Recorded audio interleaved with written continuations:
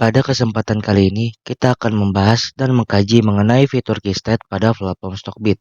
Kita akan membahas dua hal, yaitu yang pertama kita akan berkenalan terlebih dahulu dengan platform Stockbit, lalu kita akan membahas dan mengkaji secara komprehensif dan penuh mengenai Keystat pada platform Stockbit.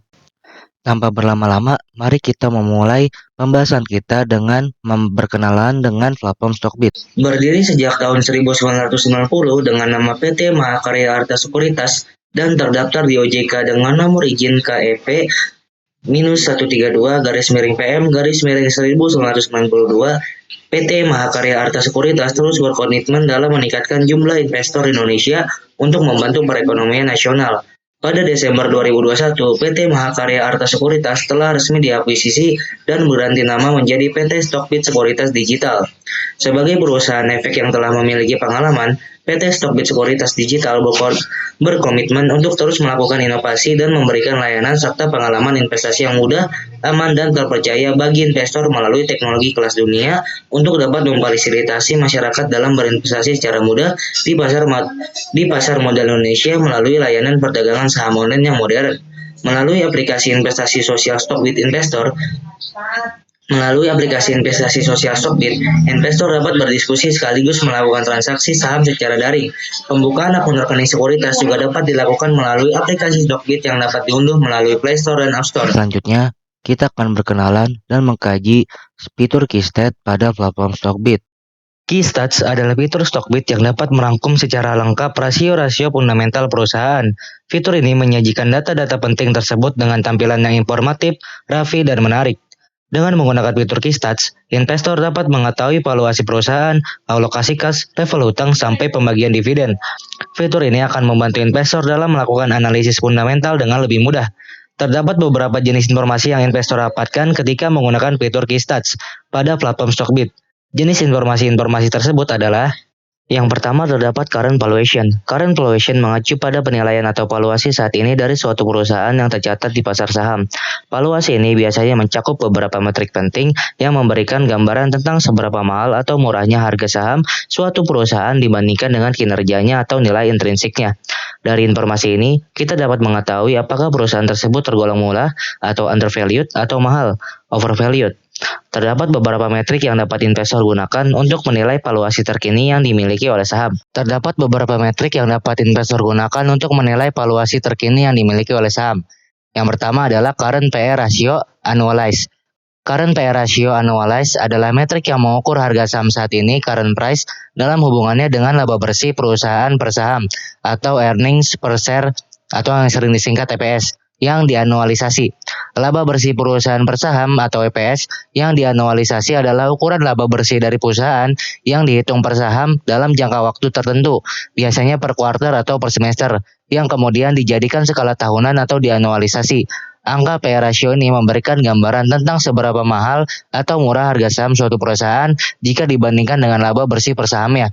Terdapat formula yang digunakan untuk menghitung metrik ini. Formula tersebut adalah current price dibagi dengan annualized earnings per share. Pada formula tersebut, current price adalah harga saham terkini dari perusahaan tersebut di pasar saham, sedangkan annualized earnings per share adalah laba bersih per saham yang dianualisasi. Untuk menghitung annualized earnings per share, investor dapat mengambil laba bersih per saham dari periode tertentu, biasanya per kuartal atau per semester, dan mengalihkannya dengan jumlah periode dalam setahun. Contohnya, jika laba bersih per saham dari satu kuartal adalah $0,50, maka untuk menganualisasinya, kita bisa mengkalikannya dengan 4 jika ingin melihatnya dalam skala tahunan, sehingga menjadi $2.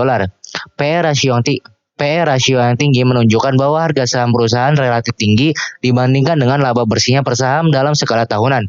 Ini bisa berarti kemungkinan bahwa saham perusahaan tersebut sedang dihargai dengan premi yang tinggi. Metrik selanjutnya adalah current PE ratio TTM, yaitu metrik valuasi yang mengukur harga saham saat ini, current price, suatu perusahaan dalam hubungannya dengan laba bersih per saham, earnings per share, dari perusahaan tersebut dalam periode time to maturity atau trailing 12 months, 12 bulan terakhir. Terdapat formula yang digunakan untuk menghitung metrik ini, yaitu current price dibagi dengan EPS TTM. Pada rumus tersebut, current price adalah harga saham terkini dari perusahaan di pasar saham, sedangkan EPS TTM adalah laba bersih per saham dalam periode 12 bulan terakhir. 12 bulan terakhir dari tanggal saat ini. Current PE ratio TTM memberikan gambaran tentang seberapa mahal atau murah harga suatu saham perusahaan saat ini dibandingkan dengan laba bersih per sahamnya dalam periode terakhir 12 bulan. Ini memungkinkan investor untuk melihat valuasi yang lebih real time berdasarkan kinerja keuangan perusahaan dalam periode yang relatif baru. Semakin tinggi current PE ratio, sebuah perusahaan menunjukkan bahwa harga sahamnya dihargai oleh pasar semakin tinggi dan sebaliknya. Metrik selanjutnya adalah IHSG PE ratio TTM median, mengacu pada price to earnings ratio atau PE ratio dari indeks harga saham gabungan IHSG di Bursa Efek Indonesia (BEI) dalam skala trailing 12 months atau 12 bulan terakhir dengan menggunakan nilai median. Terdapat formula yang digunakan untuk menghitung metrik ini, yaitu total market capital dibagi dengan total net income dalam TTM. Rasio ini menunjukkan seberapa banyak investor rela membayar untuk setiap satu laba per saham. Rasio ini menunjukkan seberapa banyak investor rela membayar untuk setiap Rp1 laba per saham yang dihasilkan oleh perusahaan yang terdaftar dalam indeks IHSG. Contohnya, jika IHSG per rasio TTM adalah 20, itu berarti investor rela membayar 20 perak untuk setiap Rp1 laba per saham yang dihasilkan oleh perusahaan yang terdaftar dalam indeks IHSG. IHSG PE ratio pada dasarnya mirip seperti PE ratio biasa. Bedanya, PE ratio hanya menunjukkan valuasi satu saham, sementara IHSG PE ratio menunjukkan valuasi seluruh saham yang terindeks di IHSG. Semakin tinggi rasio IHSG per rasio TTM, mengindikasikan bahwa IHSG telah overvalued dibandingkan laba historis 1 tahun. Hal ini bisa dikarenakan harga saham yang sudah meningkat lebih drastis dari laba perusahaan, atau laba perusahaan yang turun lebih dalam dari penurunan harga saham. Metrik selanjutnya adalah earnings yield TTM %, yaitu metrik yang mengukur seberapa besar return yang dihasilkan oleh perusahaan bagi para pemegang saham berdasarkan laba bersih yang dihasilkan dalam trailing 12 months atau 12 bulan terakhir. Metrik ini digunakan untuk membandingkan laba bersih per saham EPS dengan harga saham saat ini. Terdapat formula yang digunakan untuk menghitung metrik ini, yaitu EPS TTM dibagi dengan current price per share, lalu dikali dengan 100. EPS TTM adalah laba bersih per saham dalam 12 bulan terakhir, trailing 12 months, sedangkan current price per share adalah harga saham saat ini. Perusahaan dengan earnings yield yang rendah mengindikasikan bahwa saham tersebut overvalued. Sebaliknya, perusahaan dengan earnings yield yang tinggi mengindikasikan sahamnya undervalued. Metrik selanjutnya adalah current price to sales TTM, yaitu perbandingan harga saham suatu perusahaan dengan total penjualan perusahaan tersebut dalam 12 bulan terakhir. Semakin rendah nilai price to sales suatu perusahaan, maka saham tersebut tergolong murah atau undervalued. Untuk melakukan komparasi price to sales antar perusahaan, investor dapat membandingkannya dengan perusahaan sejenis dan dalam sektor yang sama. Formula yang digunakan untuk menghitung metrik ini adalah current price per share dibagi dengan sales per share TTM. Current price per share adalah harga saham saat ini dari perusahaan tersebut di pasar saham, sedangkan sales per share TTM adalah pendapatan atau penjualan per saham dalam 12 bulan terakhir. Metrik selanjutnya, metrik ke-6 adalah current price to book value. Current price to book value adalah perbandingan harga saham suatu perusahaan dengan nilai buku perusahaan tersebut. Jika price to book value suatu perusahaan lebih kecil daripada 1, maka saham tersebut tergolong murah atau undervalued. Untuk melakukan komparasi price to book value antar perusahaan, investor dapat membandingkannya dengan perusahaan sejenis dan dalam sektor yang sama. Formula yang digunakan untuk menghitung metrik ini adalah current price per share dibagi book value per share. Current price per share adalah harga saham perusahaan saat ini di pasar saham, sedangkan book value per share adalah nilai buku per saham yang dihitung sebagai total ekuitas bersih perusahaan dibagi dengan jumlah saham yang beredar. Metrik selanjutnya adalah EV to EBIT TTM, EV to EBIT TTM adalah perbandingan antara nilai perusahaan enterprise value dengan laba sebelum bunga dan pajak, earnings before interest and tax atau EBIT, dalam 12 bulan atau 4 kuartal terakhir. Umumnya, EV to EBIT yang rendah mengindikasikan bahwa perusahaan tersebut undervalued. Enterprise value sendiri mengukur nilai perusahaan. Berbeda dengan market cap, enterprise value juga memasukkan faktor nilai uang kas serta utang yang dimiliki perusahaan. Terdapat formula yang digunakan untuk menghitung metrik ini, yaitu enterprise value per EBIT TTM. Enterprise value atau nilai perusahaan adalah nilai total perusahaan yang mencakup nilai pasar dari ekuitas, market capitalization, nilai utang, nilai preferensial, dan nilai minoritas dikurangi dengan kas dan setara kas. EBIT TTM adalah laba sebelum bunga dan pajak pada perusahaan dalam 12 bulan terakhir. Rasio ini memberikan gambaran tentang berapa kali laba sebelum bunga dan pajak dapat menutupi nilai total perusahaan. Semakin rendah rasio EV to EBIT, semakin murah valuasi perusahaan dalam kaitannya dengan laba operasionalnya. Rasio yang lebih rendah bisa mengindikasikan bahwa perusahaan diperdagangkan dengan valuasi yang lebih rendah dibandingkan dengan pendapatannya. Metrik selanjutnya adalah PEG ratio. PEG ratio merupakan rasio untuk mengukur kepantasan antara harga saham, laba yang dihasilkan per lembar sahamnya, dan harapan pertumbuhan perusahaan. Formula yang digunakan untuk menghitung ini adalah PE ratio per annual earnings growth rate. PE ratio adalah rasio harga saham saat ini terhadap laba bersih per saham atau EPS. Annual earnings growth rate adalah tingkat pertumbuhan laba per saham secara tahunan. PEG ratio memberikan gambaran tentang seberapa mahal atau murah valuasi suatu saham dengan mempertimbangkan tingkat pertumbuhan laba per sahamnya. PEG ratio yang rendah biasanya menunjukkan bahwa valuasi saham relatif lebih murah berdasarkan pertumbuhan laba yang diharapkan. Sebaliknya, PEG ratio yang tinggi menunjukkan bahwa valuasi saham lebih tinggi dibandingkan dengan tingkat pertumbuhan laba yang diharapkan. Selanjutnya adalah metrik PEG ratio 3-year, merupakan rasio untuk mengukur kepantasan antara harga saham, laba yang dihasilkan per lembar sahamnya, dan harapan pertumbuhan perusahaan dalam 3 tahun terakhir. Formula untuk menghitung PEG ratio 3 years sama dengan PEG ratio pada umumnya, namun dalam hal ini tingkat pertumbuhan laba yang digunakan adalah rata-rata pertumbuhan laba selama 3 tahun terakhir dibagi dengan PE ratio saat ini. Jadi formulanya adalah seperti ini, yang dimana PE ratio dibagi dengan average annual earnings growth rate dalam 3 tahun. PE rasio adalah rasio harga saham saat ini terhadap laba bersih per saham atau IPS. Average annual earnings growth rate 3 tahun adalah rata-rata pertumbuhan laba per saham secara tahunan selama 3 tahun terakhir. Selanjutnya terdapat metrik PEG forward. PEG rasio forward adalah versi dari price earnings to growth ratio atau PEG rasio yang mempertimbangkan ekspektasi pertumbuhan laba earnings growth di masa depan atau forward earnings, dan terdapat formula yang digunakan untuk menghitung metrik ini, yaitu forward PE ratio dibagi dengan projected annual earnings growth rate, yang dimana forward PE ratio adalah rasio harga saham saat ini terhadap perkiraan laba bersih per saham di masa depan atau forward earning per share. Sedangkan projected annual earnings growth rate adalah ekspektasi pertumbuhan laba per saham secara tahunan di masa depan. PEG rasio forward membantu dalam menilai valuasi saham dengan mempertimbangkan ekspektasi pertumbuhan laba di masa depan. Semakin rendah PEG rasio forward, semakin murah valuasi saham berdasarkan perkiraan pertumbuhan laba yang diharapkan di masa depan. Namun, nilai PEG rasio forward yang rendah tidak selalu menjamin bahwa saham tersebut akan memberikan hasil yang baik, karena itu hanya merupakan salah satu faktor yang dipertimbangkan dalam pengambilan keputusan investasi. Metrik selanjutnya adalah forward PE ratio. Forward PE ratio adalah rasio harga terhadap laba, price to earnings ratio, yang dihitung dengan menggunakan perkiraan atau proyeksi laba bersih per saham di masa depan. Perbedaannya dengan PE rasio biasa yang menggunakan laba historis, forward PE ratio mempertimbangkan estimasi atau proyeksi laba perusahaan untuk periode mendatang. Rumus yang digunakan untuk menghitung nilai metrik ini adalah harga saat ini per saham per earnings per share EPS yang diperkirakan di masa depan.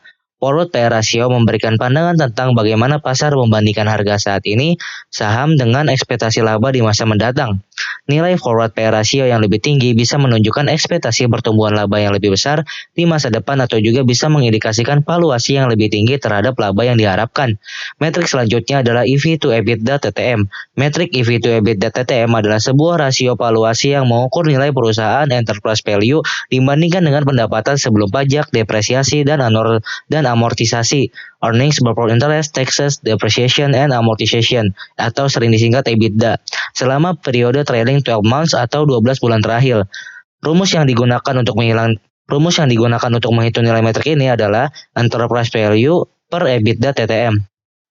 Enterprise value merupakan nilai perusahaan yang mencakup nilai pasar ekuitas ditambah dengan nilai pasar utang bersihnya, utang bersih dikurangi kas dan setara kasnya, serta nilai pasar saham preferensinya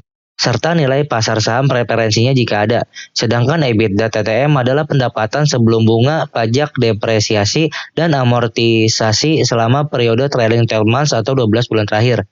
Selanjutnya terdapat current price to cash flow. Current price to cash flow TTM adalah sebuah rasio valuasi yang digunakan untuk menilai valuasi suatu saham berdasarkan arus kas operasional per saham selama periode trailing 12 months atau 12 bulan terakhir. Rasio ini membandingkan harga saham saat ini dengan arus kas yang dihasilkan per saham oleh perusahaan.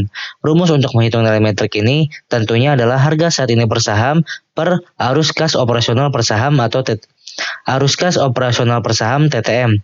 Rasio ini memberikan gambaran tentang seberapa mahal atau murahnya valuasi saham berdasarkan kemampuan perusahaan dalam menghasilkan arus kas operasional. Rasio yang rendah cenderung menunjukkan valuasi yang lebih murah, sedangkan rasio yang tinggi bisa menunjukkan valuasi yang lebih tinggi. Metrik terakhir adalah current price to free cash flow. Current price to free cash flow adalah sebuah rasio valuasi yang digunakan untuk menilai valuasi suatu saham berdasarkan arus kas bebas per saham selama periode trailing 12 months atau sering disingkat TTM. Rasio ini membandingkan harga saham saat ini dengan arus kas bebas yang dihasilkan per saham oleh perusahaan.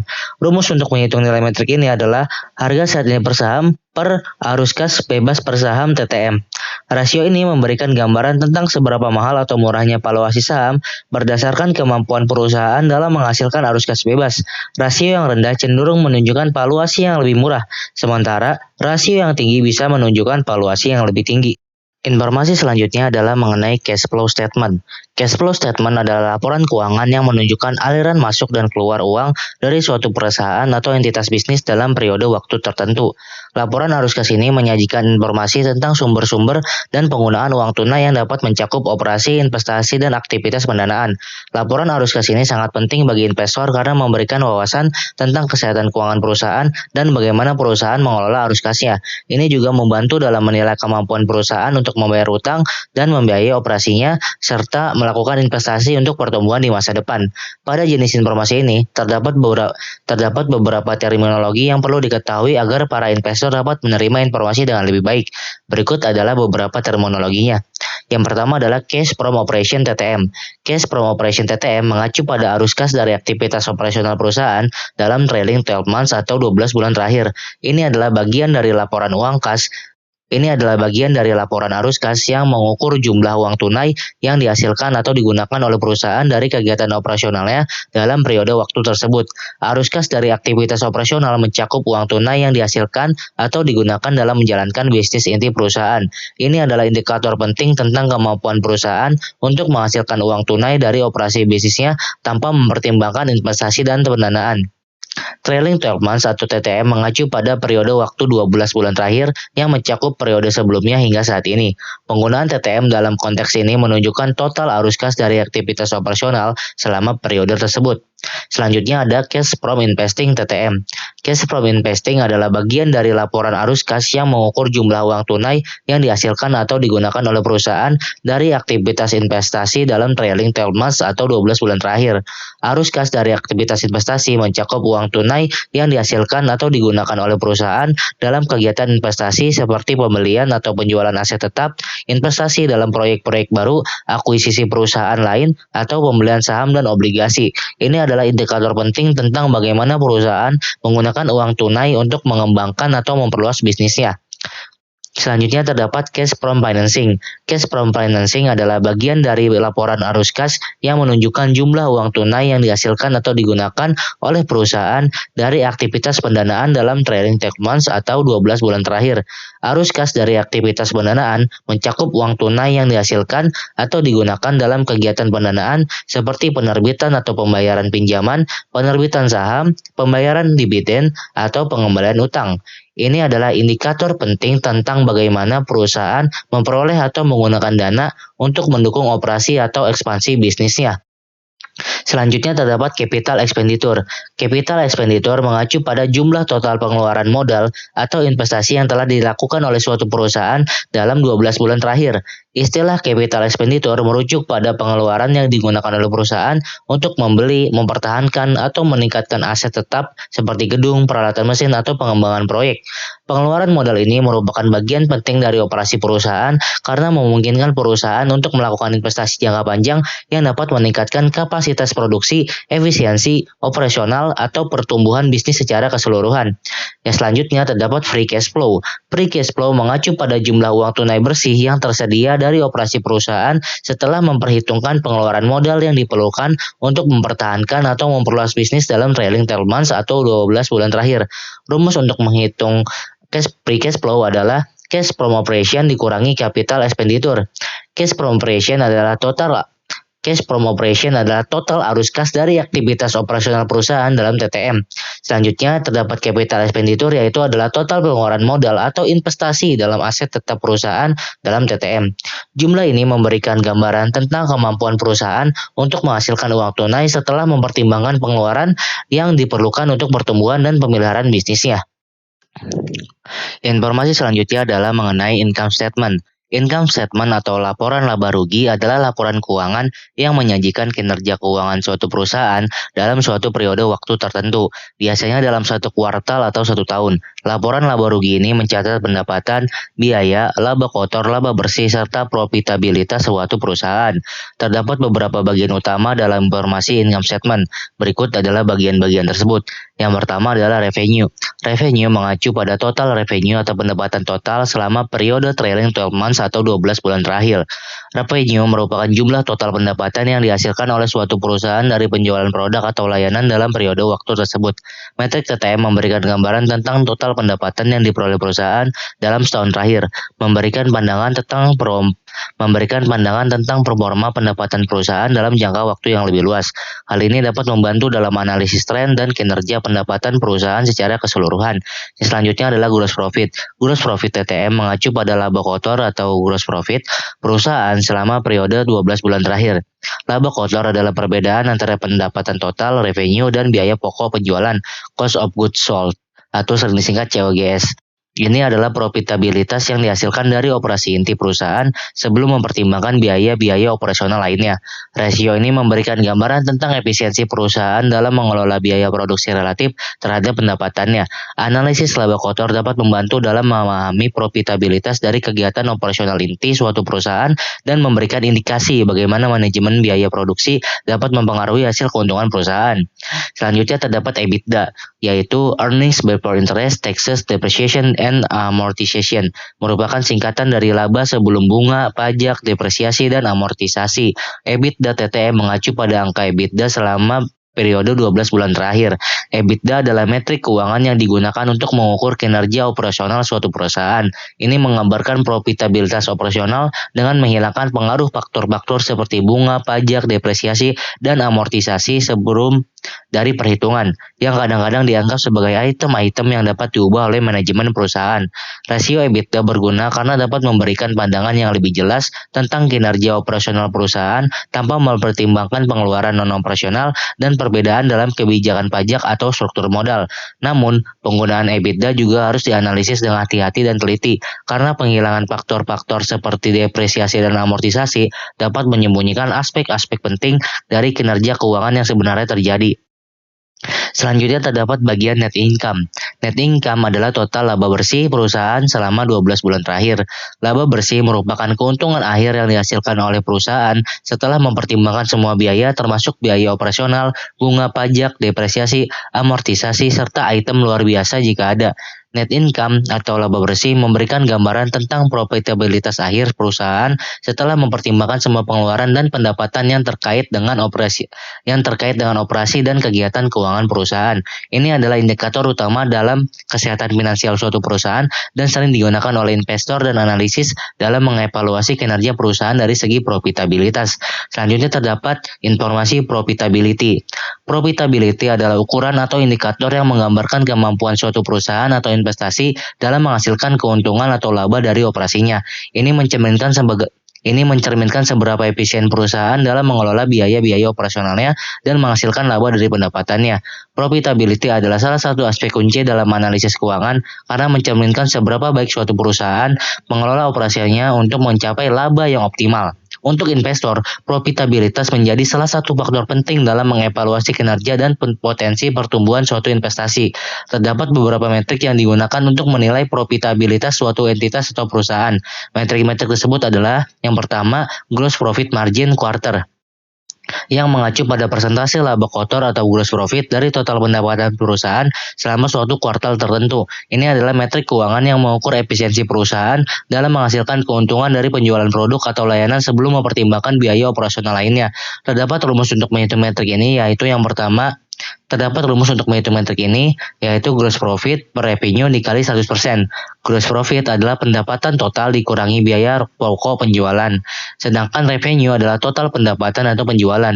Gross profit margin yang tinggi menunjukkan bahwa perusahaan lebih efisien dalam mengelola biaya produksi dan memiliki margin yang lebih besar untuk mengatasi biaya operasional lainnya seperti biaya penjualan atau administrasi. Hal ini bisa menjadi indikator yang baik untuk kesehatan finansial perusahaan dan efisiensi dalam operasi inti bisnisnya.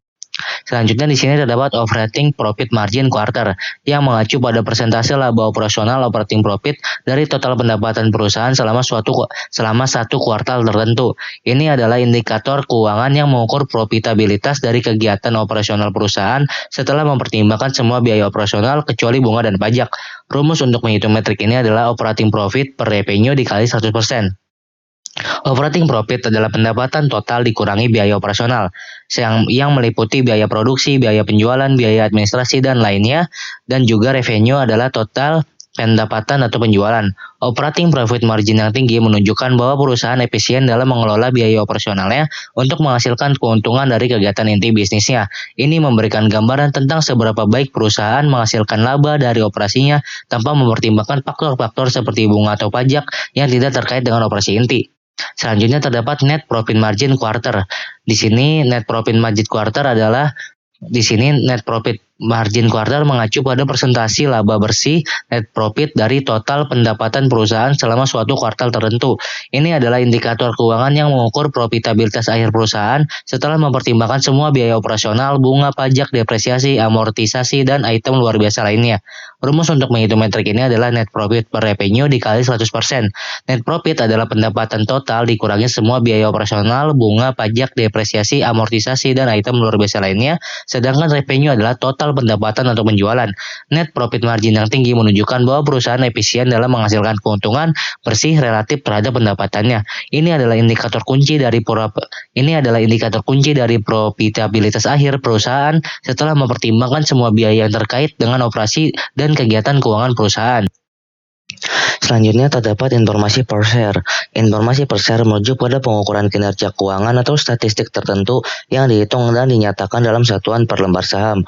Ini memungkinkan perbandingan yang lebih akurat dari data keuangan atau statistik antara perusahaan yang memiliki jumlah saham yang berbeda-beda.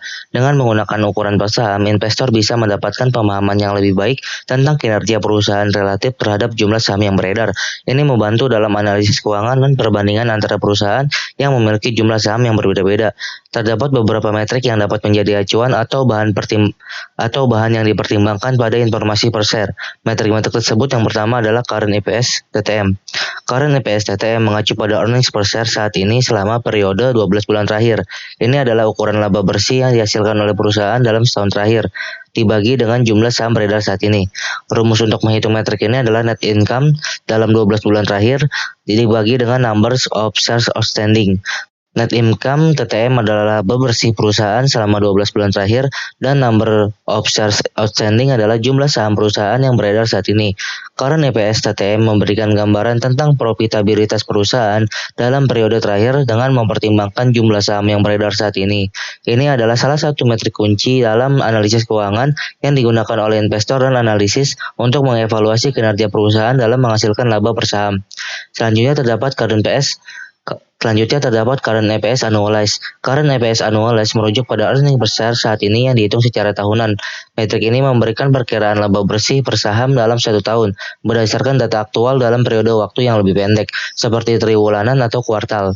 Rumus yang digunakan untuk menghitung metrik ini adalah Current EPS quarter dikali dengan 4. Current EPS quarter adalah earnings per share EPS saat ini dalam 1 kuartal, dan nilai 4 adalah jumlah kuartal dalam setahun. Metrik ini membantu dalam memperkirakan atau mengekstrapolasi laba bersih per saham dalam 1 tahun berdasarkan kinerja perusahaan dalam periode pendek tertentu. Ini memungkinkan investor untuk mendapatkan gambaran lebih komprehensif tentang kinerja perusahaan dalam jangka waktu yang lebih panjang. Selanjutnya terdapat revenue per share TTM, yaitu metrik keuangan yang mengukur pendapatan atau total pendapatan perusahaan selama 12 bulan terakhir per saham yang beredar. Rumus yang digunakan untuk menghitung metrik ini adalah total revenue dibagi dengan number of shares outstanding. Total revenue adalah total pendapatan atau penjualan perusahaan selama 12 bulan terakhir, dan number of shares outstanding adalah jumlah saham perusahaan yang beredar saat ini. Revenue per share memberikan gambaran tentang seberapa besar pendapatan yang dihasilkan perusahaan per tahun dalam jangka waktu 12 bulan terakhir. Ini membantu investor dan analisis untuk memahami seberapa efektif perusahaan dalam menghasilkan pendapatan relatif terhadap jumlah saham yang beredar. Metrik selanjutnya terdapat cash per share quarter. Cash per share quarter adalah metrik keuangan yang mengukur jumlah kas atau setara kas yang dimiliki perusahaan per saham selama 1 kuartal tertentu. Ini memberikan gambaran tentang likuiditas atau ketersediaan kas per saham dalam suatu periode waktu. Rumus untuk menghitung metrik ini adalah cash and cash equivalents quarter, numbers of shares outstanding.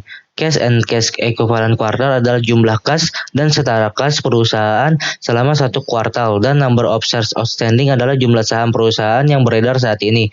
Cash per share quarter memberikan informasi tentang seberapa besar jumlah kas yang tersedia per saham dalam suatu kuartal. Ini dapat menjadi indikator likuiditas dan kemampuan perusahaan untuk memenuhi kewajiban atau peluang investasi dengan menggunakan kas yang dimilikinya. Selanjutnya terdapat current book value per share. Current book value per share adalah metrik keuangan yang menunjukkan nilai ekuitas bersih dari perusahaan per saham saat ini. Nilai ini dihitung dengan membagi total nilai ekuitas, yaitu total ekuitas dikurangi jumlah saham preferen dengan jumlah saham beredar saat ini. Oleh karena itu dapat kita gambarkan rumusnya adalah seperti ini, yang dimana total equity dikurangi preferred equity dibagi dengan number of shares outstanding. Total equity adalah total nilai ekuitas perusahaan.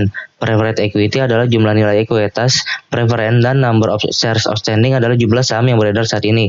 Ini memberikan gambaran tentang nilai intrinsik, nilai buku per saham dari perspektif ekuitas dalam perusahaan, dan digunakan untuk membandingkan nilai aktual perusahaan dengan harga pasar sahamnya. Selanjutnya terdapat free cash flow per share, metrik terakhir juga, yang dimana metrik keuangan yang mengukur jumlah uang tunai yang tersedia setelah mempertimbangkan pengeluaran modal untuk perusahaan per saham selama 12 bulan terakhir. Rumusnya yang digunakan untuk menghitung metrik ini adalah free cash flow TTM dibagi dengan number of shares outstanding. Free cash flow TTM adalah jumlah uang tunai yang tersedia setelah pengeluaran modal dalam 12 bulan terakhir, dan number of shares outstanding adalah jumlah saham yang beredar saat ini. Free cash flow per share TTM memberikan gambaran tentang seberapa banyak uang tunai yang dihasilkan perusahaan setelah mempertimbangkan pengeluaran modal, yang kemudian dibagi dengan jumlah saham yang beredar. Hal ini membantu investor untuk memahami potensi kas yang tersedia per saham dari operasi perusahaan. Selanjutnya terdapat growth. Dalam konteks key state di Stockbit atau dalam analisis keuangan secara umum, growth atau pertumbuhan mengacu pada kemampuan perusahaan untuk meningkatkan kinerja finansialnya dari waktu ke waktu.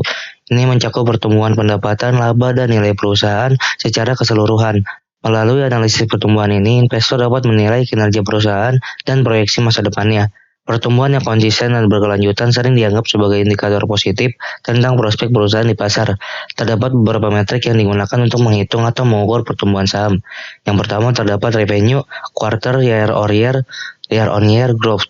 Revenue quarter year-on-year growth adalah metrik yang mengukur pertumbuhan pendapatan perusahaan dari kuartal ke kuartal dalam suatu tahun, dengan membandingkan pendapatan saat ini dengan periode yang sama pada tahun sebelumnya, year over year, atau sering disingkat YOY. Rumus untuk menghitung metrik ini adalah current quarter revenue dikurangi same quarter last year revenue dibagi dengan same quarter last year revenue dikali 100. Metrik ini menggambarkan seberapa baik pendapatan perusahaan tumbuh atau menurun. Jika nilai metrik ini positif menunjukkan pertumbuhan pendapatan yang baik, sementara nilai negatif menunjukkan penurunan. Selanjutnya terdapat gross profit. Gross profit quarter year over year growth adalah metrik yang mengukur pertumbuhan laba kotor dari kuartal ke kuartal dalam suatu tahun dengan membandingkannya dengan laba kotor saat ini dan pada periode yang sama pada tahun sebelumnya.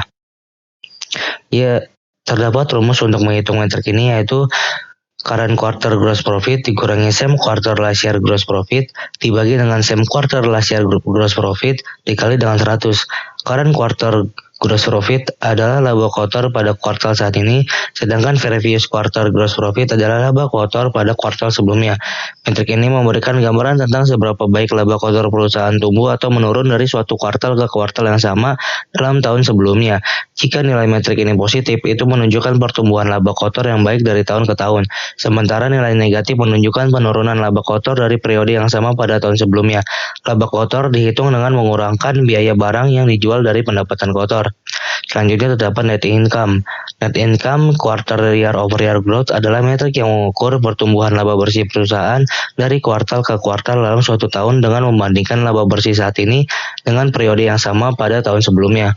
Terdapat rumus untuk menghitung metrik ini yaitu current quarter net income dikurangi same quarter last year net income dibagi dengan same quarter last year net income dikali dengan 100. Pada rumus tersebut, current quarter net income adalah laba bersih pada kuartal saat ini, sedangkan same quarter last year net income adalah laba bersih pada kuartal yang sama pada tahun sebelumnya. Metrik ini memberikan gambaran tentang seberapa baik laba bersih perusahaan tumbuh atau menurun dari suatu kuartal ke kuartal yang sama dalam tahun sebelumnya. Jika nilai metrik ini positif, ini menunjukkan pertumbuhan laba bersih yang baik dari tahun ke tahun, sementara nilai negatif menunjukkan penurunan laba bersih dari periode yang sama pada tahun sebelumnya. Selanjutnya terdapat balance. Informasi selanjutnya yang bisa kita dapatkan pada Keystat Stockbit adalah balance sheet. Balance sheet atau laporan neraca adalah salah satu laporan keuangan yang menyajikan posisi keuangan suatu perusahaan pada suatu titik waktu tertentu. Laporan neraca memberikan gambaran tentang aset, kewajiban, dan ekuitas perusahaan. Neraca mencerminkan keseimbangan antara aset yang dimiliki perusahaan, barang milik perusahaan, uang tunai, piutang, dan investasi dengan kewajiban, yaitu seperti hutang dan kewajiban lainnya, serta ekuitas pemilik perusahaan. Secara umum, neraca memiliki dua sisi yang harus seimbang, yaitu menyajikan semua aset yang dimiliki perusahaan, baik yang bersifat liquid seperti uang tunai maupun yang bersifat tidak liquid seperti properti, tanah, dan peralatan. Yang kedua, sisi kewajiban dan ekuitas, liabilities and equity side, menyajikan semua kewajiban perusahaan seperti hutang, pinjaman, dan kewajiban lainnya, serta ekuitas pemilik perusahaan. Ekuitas adalah nilai yang tersisa setelah mengurangkan kewajiban dari aset, dan itu mencerminkan nilai yang tersisa untuk pemilik atau pemegang saham. Neraca memberikan pandangan singkat tentang seberapa liquid dan solvent perusahaan, serta sejauh mana perusahaan menggunakan hutang untuk membiayai operasinya. Terdapat rumus yang umumnya digunakan dalam neraca, yaitu aset sama dengan kewajiban ditambah ekuitas. Laporan neraca seringkali dikelompokkan menjadi dua bagian utama, yaitu aset berwujud dan tidak berwujud, serta kewajiban jangka pendek dan jangka panjang. Hal ini membantu analisis dan pemegang saham untuk lebih memahami struktur keuangan perusahaan. Terdapat beberapa metrik pada laporan neraca. Yang pertama terdapat cash. Cash quarter merujuk pada jumlah uang tunai yang dimiliki oleh perusahaan pada suatu kuartal tertentu. Ini mencakup uang tunai yang tersedia di rekening perusahaan, serta uang tunai setara kas lainnya yang dapat segera digunakan untuk membayar kewajiban atau untuk keperluan operasional. Uang tunai adalah aset yang sangat liquid dan penting bagi perusahaan karena memungkinkan mereka untuk memenuhi kewajiban jangka pendek, membayar gaji, mengelola biaya operasional, atau bahkan bisa memanfaatkannya dalam peluang investasi yang mungkin muncul. Jumlah uang tunai dalam laporan keuangan perusahaan seringkali terdapat dalam bagian aset lancar atau aset liquid. Ini memberikan informasi tentang kemampuan perusahaan untuk menjaga likuiditas dan kelangsungan operasional mereka. Selanjutnya terdapat total assets quarter. Total assets quarter merujuk pada jumlah total aset yang dimiliki oleh suatu perusahaan pada suatu kuartal tertentu. Aset adalah segala sesuatu yang dimiliki oleh perusahaan yang memiliki nilai ekonomis dan dapat memberikan manfaat di masa mendatang. Ini mencakup berbagai jenis aset seperti uang tunai, piutang, inventaris, properti, peralatan, investasi, dan lainnya. Total aset merupakan jumlah dari semua jenis aset yang tercatat dalam laporan keuangan perusahaan pada kuartal tersebut. Ini memberikan gambaran tentang skala, ruang lingkup, dan nilai total dari semua sumber daya yang dimiliki oleh perusahaan pada saat itu. Total aset adalah salah satu indikator penting yang digunakan untuk mengevaluasi ukuran dan nilai perusahaan, serta dapat digunakan sebagai pembanding dalam analisis kinerja perusahaan dari waktu ke waktu. Selanjutnya terdapat total liabilities quarter. Total liabilities quarter mengacu pada jumlah total kewajiban yang dimiliki oleh suatu perusahaan pada suatu kuartal tertentu. Kewajiban adalah hutang atau kewajiban keuangan lainnya yang harus dibayar atau dilunasi oleh perusahaan dalam jangka waktu tertentu di masa mendatang. Total kewajiban mencakup berbagai jenis kewajiban, seperti hutang lancar, current liabilities, seperti hutang dagang, hutang pajak, hutang gaji, dan lain-lain yang harus dibayar dalam 1 tahun.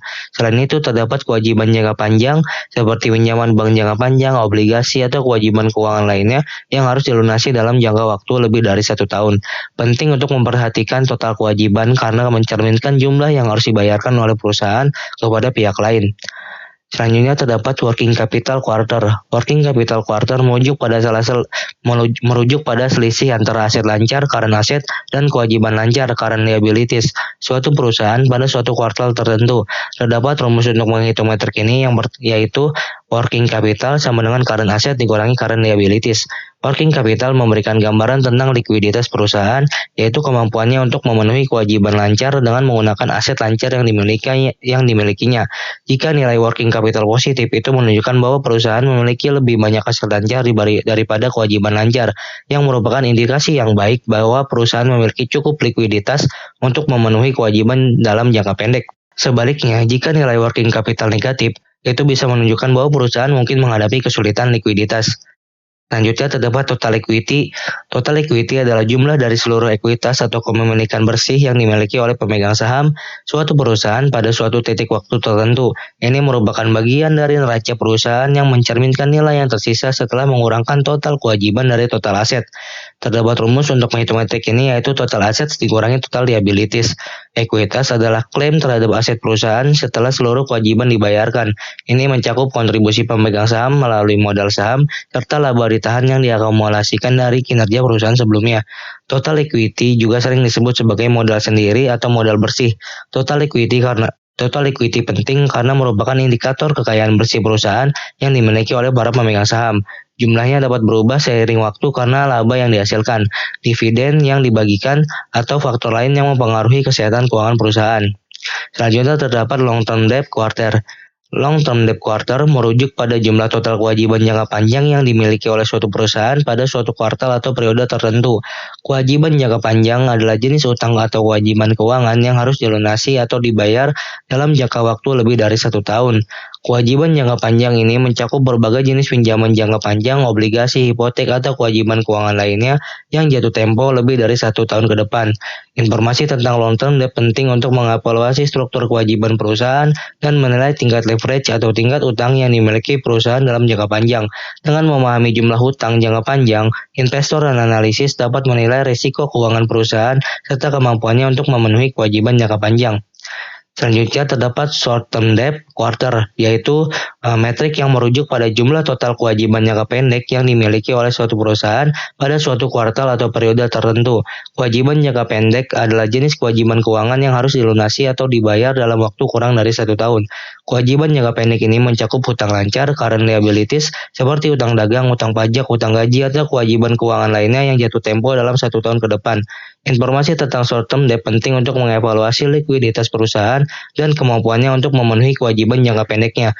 Ini juga dapat memberikan wawasan tentang bagaimana perusahaan mengelola hutangnya dan apakah perusahaan memiliki cukup likuiditas untuk memenuhi kewajiban jangka pendeknya. Selanjutnya terdapat total debt quarter. Total debt quarter merujuk pada jumlah gabungan dari kewajiban jangka pendek short-term debt dan kewajiban jangka panjang long-term debt yang dimiliki oleh suatu perusahaan pada suatu kuartal atau periode tertentu. Rumus yang digunakan untuk menghitung metrik ini adalah short-term debt ditambah long-term debt. yang dimana total debt mencerminkan jumlah seluruh kewajiban keuangan perusahaan, baik yang jatuh tempo dalam waktu pendek maupun dalam jangka panjang. Informasi ini digunakan untuk mengevaluasi tingkat leverage atau utang perusahaan dan para investor dan menggunakannya sebagai parameter dalam analisis keuangan untuk menilai risiko keuangan perusahaan serta kemampuannya untuk membayar kewajiban dan memenuhi kebutuhan keuangan. Yang terakhir terdapat net debt quarter. Net debt quarter merupakan metrik keuangan yang mengukur selisih antara total utang, total debt, dan jumlah kas serta setara kas, cash and cash equivalents yang dimiliki oleh suatu perusahaan pada suatu kuartal atau periode tertentu. Rumus untuk menghitung metrik net debt ini adalah total debt dikurangi cash ditambah cash equivalents. Net debt memberikan gambaran tentang jumlah utang yang sesungguhnya yang harus dilunasi oleh perusahaan setelah mengurangkan jumlah kas yang dimilikinya. Ini digunakan untuk mengukur seberapa efisien perusahaan dalam mengelola utangnya. Jika net debt positif, ini menunjukkan bahwa perusahaan memiliki lebih banyak utang daripada jumlah kas yang dimilikinya. Sebaliknya, jika net debt negatif, ini menunjukkan bahwa perusahaan memiliki lebih banyak kas daripada jumlah utangnya. Selanjutnya terdapat market rank. Market rank adalah peringkat atau posisi relatif suatu perusahaan atau entitas di dalam pasar tertentu. Ini bisa merujuk pada peringkat sebuah perusahaan dalam suatu industri berdasarkan ukuran tertentu seperti ukuran pendapatan, pangsa pasar, pertumbuhan penjualan, atau nilai pasar.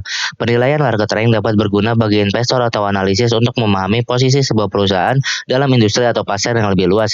Dengan memahami market rank, mereka bisa mendapatkan wawasan tentang seberapa kompetitif perusahaan tersebut dalam industri tersebut dan bagaimana peringkatnya dibandingkan dengan pesaing lainnya. Hal ini bisa menjadi bagian dari evaluasi investasi atau pengambilan keputusan bisnis yang lebih besar. Terdapat beberapa metrik yang digunakan untuk mempertimbangkan dalam penentuan market rank suatu saham. Metrik-metrik tersebut yang pertama adalah Piotrowski F-score. Piotrowski F-score adalah metode yang digunakan untuk mengukur kinerja keuangan sebuah perusahaan yang dikembangkan oleh Joseph Piotrowski. Skor ini memberikan nilai dari 0 hingga 9 berdasarkan 9 kriteria yang berbeda yang diterapkan pada laporan keuangan tahunan perusahaan. Kriteria-kriteria ini digunakan untuk mengevaluasi kesehatan keuangan suatu perusahaan dengan harapan bisa memisahkan perusahaan yang sehat finansialnya dari yang kurang sehat. Terdapat beberapa kriteria yang digunakan dalam Piotrowski F-score. Yang pertama adalah rasio laba bersih net income. Jika laba bersih positif, perusahaan mendapatkan poin. Yang kedua adalah perusahaan laba bersih net income. Jika laba bersih tahun ini lebih tinggi dari tahun sebelumnya, perusahaan mendapatkan poin. Selanjutnya, perubahan margin bruto. Jika margin bruto tahun ini lebih tinggi dari tahun sebelumnya, perusahaan mendapatkan poin. Yang keempat adalah perputaran aset. Jika perputaran aset tahun ini lebih tinggi dari tahun sebelumnya, perusahaan mendapatkan poin. Yang kelima, perubahan rasio utang lancar. Jika rasio utang lancar tahun ini lebih baik dari tahun sebelumnya, perusahaan mendapatkan poin. Yang keenam adalah perubahan saham beredar. Jika jumlah saham beredar tahun ini lebih rendah dari tahun sebelumnya, perusahaan mendapatkan poin. Yang ketujuh, perubahan aktivitas investasi dan pendanaan. Jika aktivitas ini lebih baik dari tahun sebelumnya, perusahaan mendapatkan poin. Yang kedelapan, perubahan laba kotor. Jika laba kotor tahun ini lebih tinggi dari tahun sebelumnya, perusahaan mendapatkan poin. Yang terakhir adalah keberlanjutan laba bersih. Jika perusahaan memiliki laba bersih selama 2 tahun berturut-turut, perusahaan mendapatkan poin. Poin diberikan berdasarkan apakah perusahaan memenuhi atau tidaknya kriteria-kriteria tersebut. Skor yang lebih tinggi menunjukkan kinerja keuangan yang lebih baik berdasarkan kriteria Piotrowski F-score. Selanjutnya terdapat EPS rating. EPS rating merupakan indikator yang digunakan oleh investor saham untuk menilai kualitas pertumbuhan laba dari perusahaan dari waktu ke waktu. Singkatan EPS merujuk pada earnings per share yang mengukur laba bersih per lembar saham yang dimiliki oleh pemegang saham perusahaan. EPS rating memberikan gambaran tentang seberapa baik laba per lembar saham perusahaan dibandingkan dengan laba per lembar saham dari perusahaan sejenis di industri yang sama. Rating ini biasanya diberikan dalam skala 1 hingga 99, di mana peringkat yang lebih tinggi menunjukkan pertumbuhan laba yang lebih baik. Sebagai contoh, jika sebuah perusahaan memiliki EPS rating 80, artinya pertumbuhan laba per lembar saham mereka berada di posisi lebih baik atau lebih tinggi daripada 80% dari perusahaan sejenis di industri yang sama.